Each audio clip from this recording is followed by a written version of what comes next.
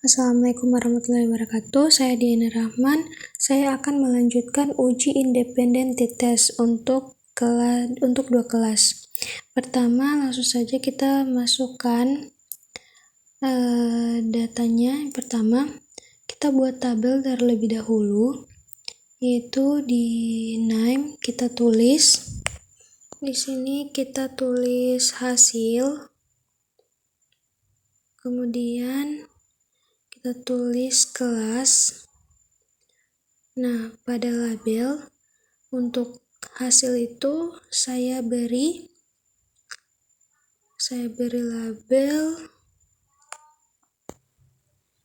label itu post test. Kita beri label post test. Jadi kita gunakan dua kelas untuk data post test ya di sini. Atau pada uji ini kita gunakan dua kelas. Kemudian pada label kelas kita gunakan kelas.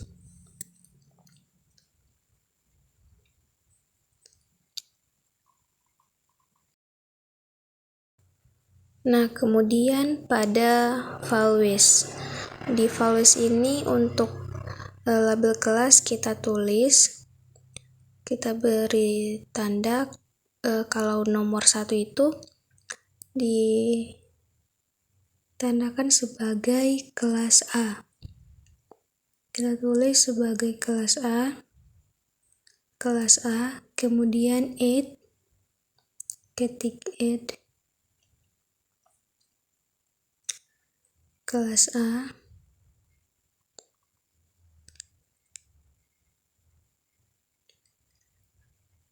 Begitupun untuk kelas 2 itu, untuk kelas B itu kita beri tanda sebagai nomor 2. Kelas B. 8 terlebih dahulu, kemudian OK. Setelah itu kita klik OK. Nah, tampilannya seperti ini. Kemudian kita pergi ke sebelah, yaitu di sini sudah terdapat dua tabel. Ada tabel post test dan juga kelas. Kemudian kita langsung copy untuk nilai post test untuk kelas A dan kelas B. Kita copy paste untuk kedua data itu. Jadi di sini kita menggunakan dua nilai dan dua kelas, tapi hanya satu nilai, yaitu nilai post test untuk dua kelas. Kita copy, kemudian kita paste pada tabel SPSS. Lakukan hal yang sama untuk kelas B. Kita copy semua data atau semua nilai dari kelas B, tapi hanya data post test yang kita gunakan. Kita sambung di bawah nilai post test kelas A. Kemudian kita beri label atau beri tanda untuk satu itu kelas A. Tampilannya akan seperti ini. Kita lanjutkan hal yang sama dengan mengetikkan angka 1 untuk kelas A. Kita lanjutkan sampai pada nomor 19.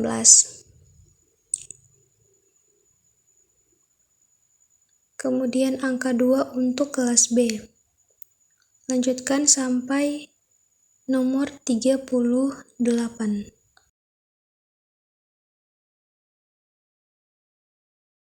Kemudian kita ke analisis. kemudian kompartemen, dan kita klik independen. Nah, untuk hasil post testnya itu kita taruh di tabel yang di atas. Nah, kita klik, kemudian pada kelas itu kita taruh di tabel bawah.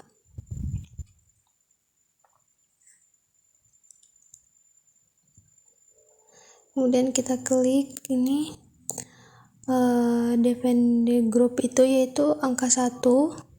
Kita tuliskan angka 1 dan angka 2 untuk angka 2. Kemudian continue dan klik OK.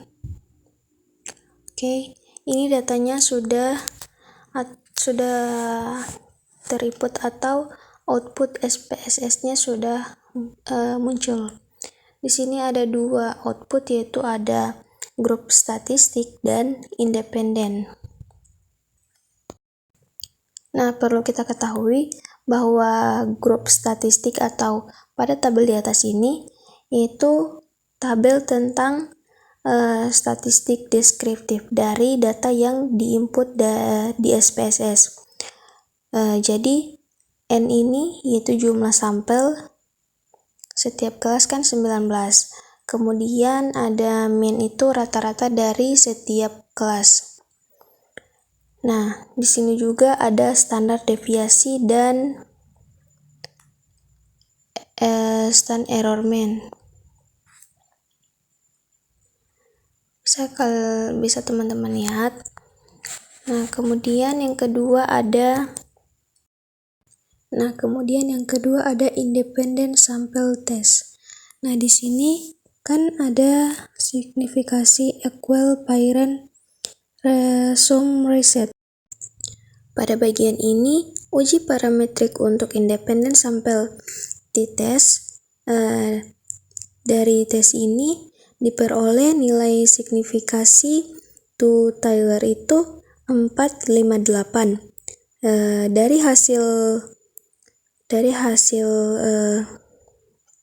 pengambilan keputusan bahwa signifikasi to Taylor jika lebih kecil dari 0,05, maka terdapat perbedaan pada signifikasi kelas A dan B. Kemudian jika signifikasi to Taylor itu lebih besar dari 0,05, maka tidak ada perbedaan dari hasil kelas A dan B. Jadi sehingga dapat kita simpulkan bahwa hasil dari 458 dari hasil yang kita peroleh itu mengambil kesimpulan bahwa nilai signifikasinya itu lebih besar dari 0,05. Jadi aturannya jika signifikasinya itu lebih besar dari 0,05, maka tidak ada perbedaan antara signifikasi pada kelas A dan B atau nilai hasil pretest dari kelas A dan B. Baik, hanya itu yang bisa saya sampaikan. Terima kasih. Wassalamualaikum warahmatullahi wabarakatuh.